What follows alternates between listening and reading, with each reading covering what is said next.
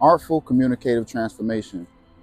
It's one of the ways that I found myself and how I like to speak. It's one of the ways that I found myself in general on consolidating my creativity with my entrepreneurship along with my passion to service. This all plays a role in how I personally answer these questions that I'm about to ask you. And I want you to ask yourself these questions and search deeply on answering them. If it takes you a while to answer them, that's fine. Take some time, step back, meditate on the questions and come back to them. Because I guarantee you, the answers that you give will be the answers that you're searching for in life. The first question, who am I? If you can really ask yourself this question and think deep about the question that you're asking, not on a materialistic or physicality type way of thinking, but more of who are you to the core of you? What makes you you to the soul form of you? What drives you? And if you don't have anything that drives you, what are some of the things that motivates you? Because motivation can get us started, but goals and discipline is gonna bring us into the finish line. So when I ask myself this question of who am I? To the core of me, I would have to answer that by saying, what are some good attributes about myself that I can build off of? I'm determined, I'm resilient, I'm a self-evolutionist, meaning that I'm always willing to grow. So within knowing that, I took that ideology about myself and I said, well, what is it that I walk in every day that I embody and that I love and have a passion about? And one of those things were me understanding that my existence itself is a solution for humanity to be better here on Earth. This is a planetary planning that I came up with within myself by way of how I seen that I was growing into a person that I never knew before, into a purpose that I didn't have before. So I had to redefine myself and answer that question honestly with myself by saying, who truly am I to the core of me? What keeps my engine running? And if I had to answer that question honestly to myself, in which I did, it would be, I am a solution.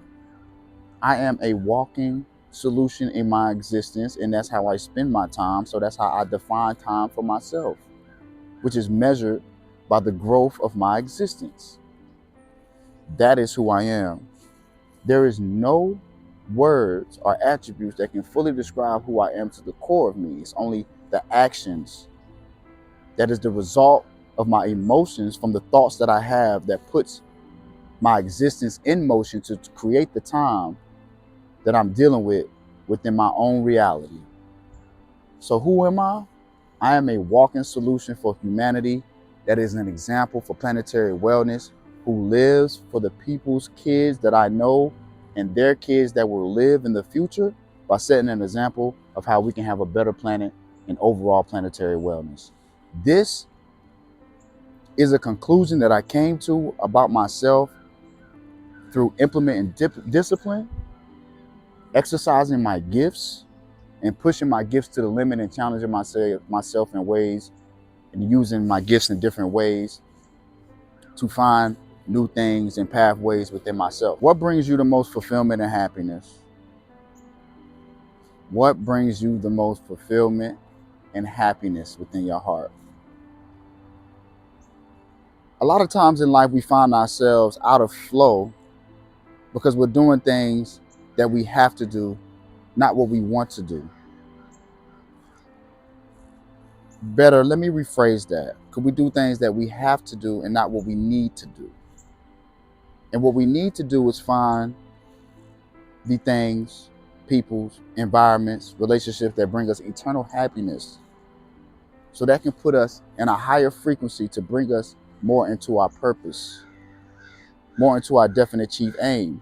So the fulfillment and happiness, the fulfillment that I get from creativity brings me a much needed happiness, which in creativity is very spiritual for me. So with creativity being very spiritual for me, I'm finding that creativity brings me the most happiness, whether it be through writing form, songs, whether it be through hip hop artistry, spoken word, some form of creative writing or creativity expressed through my entrepreneurship. In the context of entrepreneurship, I love the creativity that I work on within myself as a masterpiece of art by finding new dimensions of myself through an art form, as I'm doing now with artful communicative transformation. These are all the ways that I found happiness and a new fulfillment within myself by way of pushing my gifts to the limit and getting engulfed in creativity, because I knew that's when I felt the most closest to the Most High. So that's what brings me the most happiness, is creativity. Finding creativity in integration with my family and my as a father and my fatherhood, finding creative ways and innovative ways to be a better father, time management, using creativity to solve problems as a divergent thinker.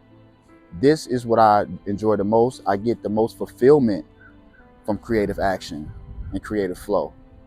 This is mostly a theta brainwave type of state when we're talking about flow-based activity.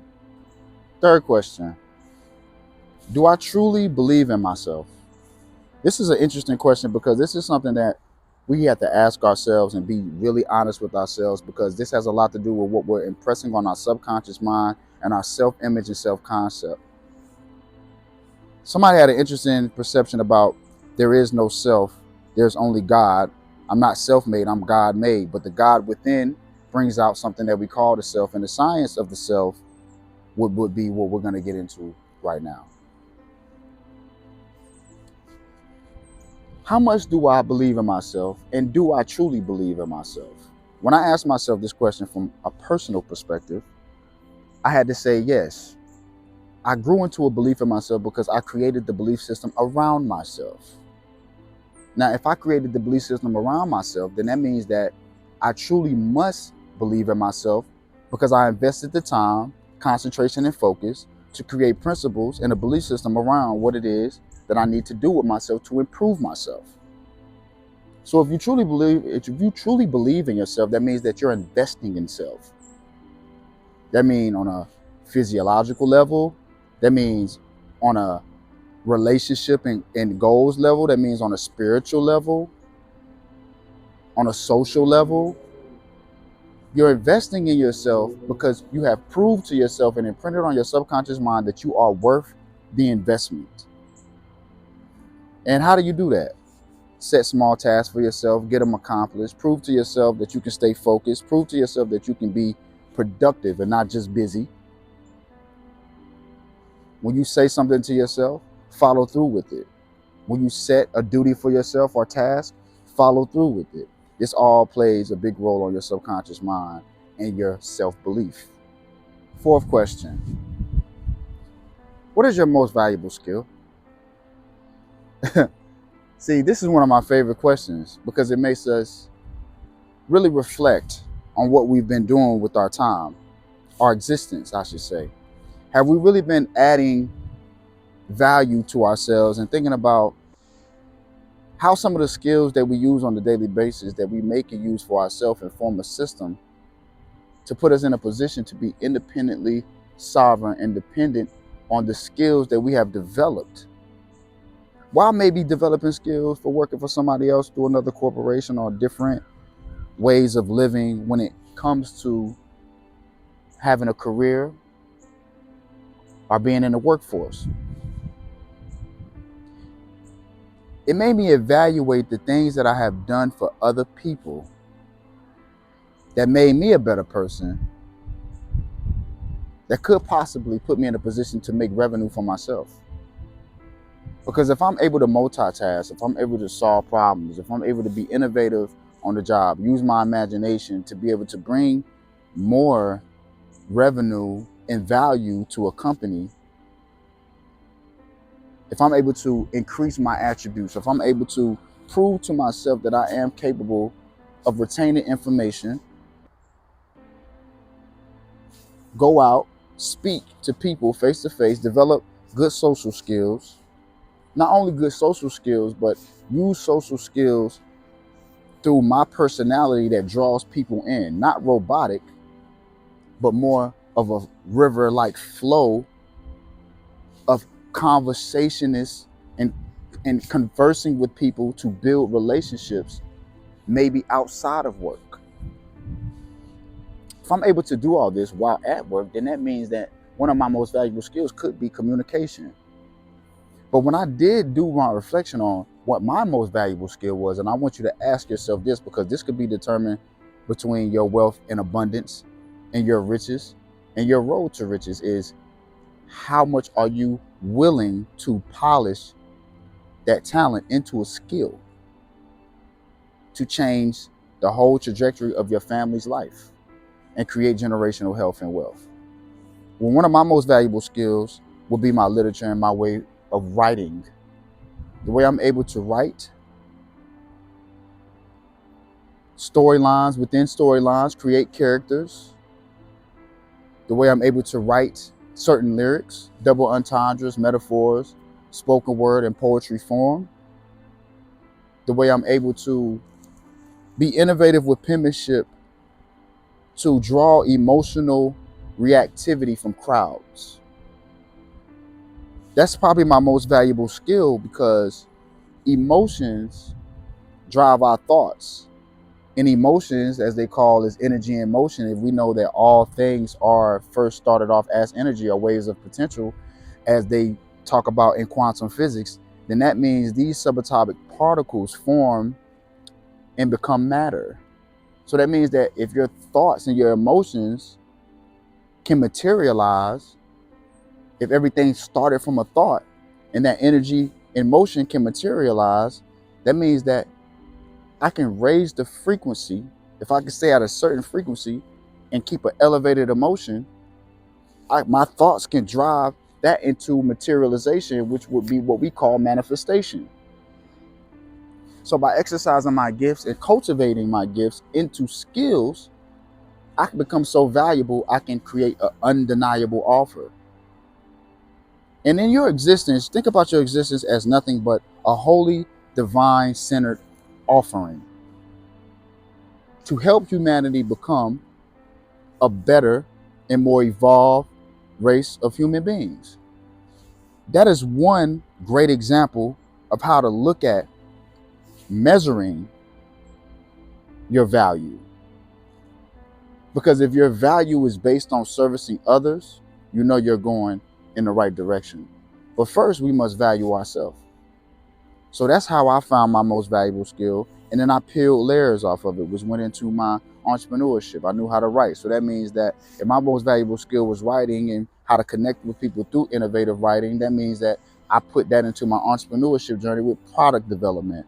I know how to write about a product and speak about a product to where that it's almost undeniably impossible for the customer not to purchase it.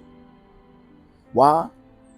Because I made a connection, an emotional connection, and the connectivity by the way that I communicated about my product and the way I communicate in general drew that client to me to not just buy the product, but they bought into me. So one of my most valuable skills had to do with literature and speech, communicative connectivity. Next question. What is the most difficult thing that you ever been through in life? What is the most difficult thing that you ever been through in life? This is very imperative that we examine this, because we still could be going through it by living in the past. The one thing about the 7 secret questionnaire is it will help you to realize if you are blocking your blessings of wealth and abundance. Wealth including wellness too, not just materialistic monetary gain. So if you know that you got through the most difficult thing in life, there is nothing in life that you cannot get through. Or if you know that the most difficult thing in life is still lingering around in your subconscious mind and dictating your behaviors, relationships, principles, and actions, then you know that you haven't fully overcame that most difficult phase in your life. But for those that were able to alchemize it and reconstruct it and turn it into something and transform it into something that drives you and keeps you highly driven and motivated to be a problem solver, to want to be challenged, to jump into your self-evolution, then that means that the most difficult thing in your life was the best thing that happened to you in your life. And with the best thing that happened to you in your life, you bring out the best qualities of you. And the best qualities of you bring you more value, which will bring in more revenue. And when you get the revenue, since you have been self-investing, you know exactly what to invest in. With the plan comes manifestation. There's no manifestation without a manuscript. Okay? Next question. Defining success for yourself. So I want you to define success for yourself. Now this is interesting because I was meditating on this question as well. And I want to read y'all, this is very personal. I want to read y'all something that I wrote. The answer to this question that I wrote a couple years ago. Okay? So I wrote this answer to the question a couple years ago. I want y'all to hear this. I really want y'all to ask y'all these questions because it can be life-changing, okay? You can really quantum shift and start creating your life off these questions.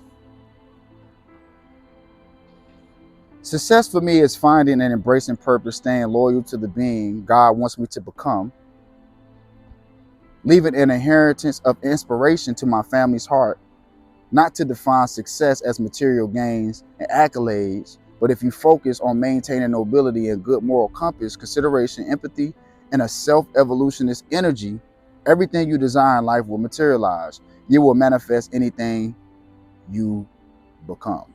You will manifest everything you become. That's what I wrote. That's what I wrote. Now, I think the key thing in this is how I didn't equate materialistic gains with blessings from God. It's a part of it, yes. These are things that you want to manifest. Yes, they can come into materialization. You can close the time gap in between you get these things. But truly, what is all these things that we leave our families or leave for us if we can't take them with us? On top of what is all these things that we leave if we leave nothing within our families?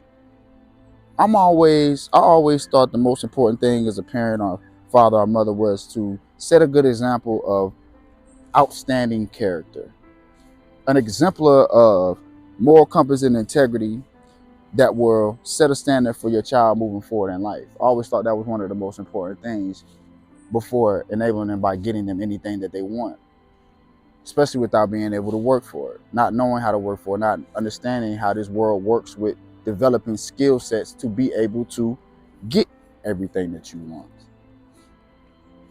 But besides getting everything that you want, let's go back to the fulfillment and happiness that you get from putting yourself in that position to be able to obtain the things by everything that you want because you invested in yourself, because you believed in yourself that much. You were able to roll the dice and gamble on self because of what you built up to make yourself valuable. An irresistible offer of services. You are it. You just have to know it and own it. The last question. What is your purpose? What is your purpose? This is a good question. Because this could vary by the level of someone's consciousness at the time that they're asking themselves the question. What is your purpose? I want you to meditate on that. What is your purpose? Because when I first got on my path, and I can honestly say entrepreneurship put me in a better position to be able to answer that question for myself. What is my purpose? Because the more discipline that I implemented in my life, the more I found my purpose to be even more clearer, because my connection to the Creator became clearer, because I cleaned up my gut flora, my vagus nerve was wide open, and my brain and gut connection opened up, and my neural activity was off the chain, opening up my clairvoyance, my extrasensory perception. And also, I was able to see from a place that I never seen from, because I did something that I never did by jumping into the quantum field of the unknown, the chaos. And I just jumped out there and did it. And with doing that, I found a new self, which brought me into a new purposeful and meaningful life that I never knew anything about before. Because before, I didn't take those steps. I didn't take that quantum jump, that quantum leap into creating and shifting my life to have a paradigm shift within my diet and dietary law. And that brought different ideas to my mind, and my mind really started getting in a place of being open through my intuition. My intuitive abilities was off the chain because my intuition was opened up, because I proved to myself through disciplinary action and disciplinary science that I could do this. And I was capable of overcoming through refraining, putting restrictions on myself so I could get better, putting restrictions on myself so my subconscious mind could understand that, yes, when you say you're going to do something, you will do it and you will complete it. And my self-confidence raised into an unwavering level. That's how it all started for me, of finding purpose. But that was just all my personal experience. I think it's up to us all to find purpose, whatever that purpose is and may be. I would hope that it has something to do with serving others. As we know in the story, as the story goes, the man goes into meditation and prayer, asking God, God, I need this. I need my bills paid. I need this new car. I need to pay child support. I need my mortgage paid. I need a wife. I need a girl. I need all this. I need all this. Please. And then the man left meditation, and one day he decided to find out where he can lend a helping hand. How could he help somebody that had a little bit less than him? And when he had less, how could he still be in the frequency of gratitude, of giving? And then he went back into meditation. And he asked God, how can I serve someone? What can I do to make not just my situation better, but somebody else's situation better? How can I serve them? How can I be of a better service? And then God said to him, well, how can I serve you? Peace and wellness to the family.